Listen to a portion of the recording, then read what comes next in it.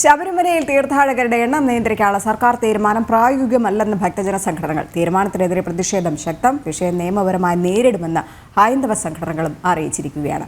തിരുവനന്തപുരത്ത് നിന്ന് ശാലിനി ചേരുന്നുണ്ട്. ശാലിനി, മുൻകാലങ്ങളിലൊക്കെ തന്നെ നമ്മൾ കണ്ടതാണ് ശബരിമലയിലെത്തുന്ന ഭക്തർക്ക് നേരെ സർക്കാർ നടത്തുന്ന അതിക്രമങ്ങളും അതുപോലെ തന്നെ അടിച്ചേൽപ്പിക്കുന്ന കുറേ നിബന്ധനകളുമൊക്കെ തന്നെ. ഇനിയിപ്പോൾ ഈ മണ്ഡലകാലം വരാൻ പോവുകയാണ്. അതിന് മുൻപേ ഈ തീർത്ഥാടകരുടെ എണ്ണം നിയന്ത്രിക്കുവാൻ പോകുന്നു എന്നുള്ളൊരു തീരുമാനം അത് ഇന്നലെ സർക്കാർ പുറപ്പെടുവിച്ചിട്ടുണ്ടായിരുന്നു. പക്ഷേ അത് പ്രായോഗികമാക്കില്ല എന്ന് തന്നെയാണ് ഭക്തജന സംഘടനകൾ വരുന്നത്. ഒപ്പം പ്രതിഷേധവും ശക്തമാക്കുവാൻ തന്നെയല്ലേ തീരുമാനം?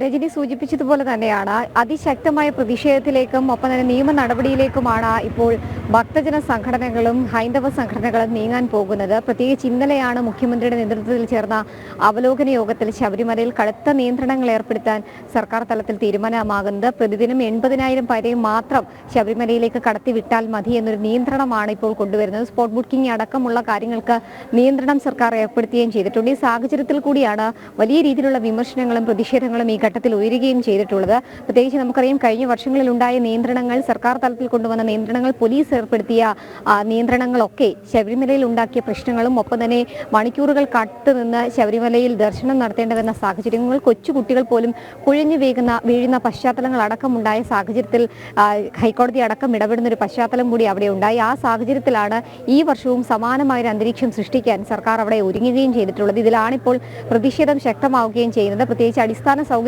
ഒരുക്കാതെ എന്തിന് ഇത്തരത്തിലൊരു നിയന്ത്രണം ഏർപ്പെടുത്തണം, ഇത്തരത്തിലൊരു കടുംപിടുത്തം എന്തിന് സർക്കാർ ശബരിമലയിൽ കൊണ്ടുവരണം എന്നൊരു ചോദ്യമാണ് ഈ ഘട്ടത്തിൽ ഉയരുകയും ചെയ്തിട്ടുള്ളത്. എന്തായാലും അതിനൊരു മറുപടി നൽകാൻ സർക്കാരിന് ഇതുവരെ കഴിഞ്ഞിട്ടില്ല എന്നുള്ളതാണ് ഏറ്റവും വസ്തുതാപരമായിട്ടുള്ള കാര്യം. എന്തായാലും ആ നിയന്ത്രണത്തിനെതിരെ കടുത്ത നിയമ നടപടിയിലേക്ക് ഹൈന്ദവ സംഘടനകൾ കൂടി നീങ്ങുകയാണെങ്കിൽ ഈ തവണത്തെ ശബരിമല മണ്ഡല മകരവിളക്ക് സമയം വലിയ രീതിയിൽ ചർച്ച ചെയ്യപ്പെടും എന്നുള്ളതിൽ സംശയമില്ല. മാധ്യമങ്ങൾക്കടക്കം ശബരിമലയിൽ നിയന്ത്രണം ഏർപ്പെടുത്തിയ ഒരു സാഹചര്യം നിലവിൽ നിൽക്കുന്നുണ്ട്. ഒപ്പം തന്നെ എരുമേലിയിലടക്കം എത്തുന്ന അയ്യപ്പ ഭക്തർ അവിടെ എത്തി കുളിച്ചു തൊഴുത് കുറി തൊടുന്നതിന് 10 രൂപ നൽകണമെന്നുള്ള ദേവസ്വം ബോർഡിന്റെ തീരുമാനത്തിനെതിരെയൊക്കെ ക്ഷേത്ര സംരക്ഷണ സമിതിയും ഹിന്ദു സംഘടനകളും ഹിന്ദു ഐക്യവേദി അടക്കമുള്ളവർ വലിയ രീതിയിലുള്ള നിയമ നടപടിയിലേക്കും പ്രതിഷേധത്തിലേക്കും ഒക്കെ നീങ്ങിയൊരു സാഹചര്യം കൂടിയുണ്ട്. അതിനിടയിലാണ് ഇത്തരത്തിൽ മറ്റൊരു നടപടി കൂടി സർക്കാർ തലത്തിൽ വരുന്നത്. ആ നടപടിക്കെതിരെയും തീരുമാനത്തിനെതിരെയും കടുത്ത പ്രതിഷേധമാണ് ഹൈന്ദവ സംഘടനയ്ക്ക് ഉള്ളത്.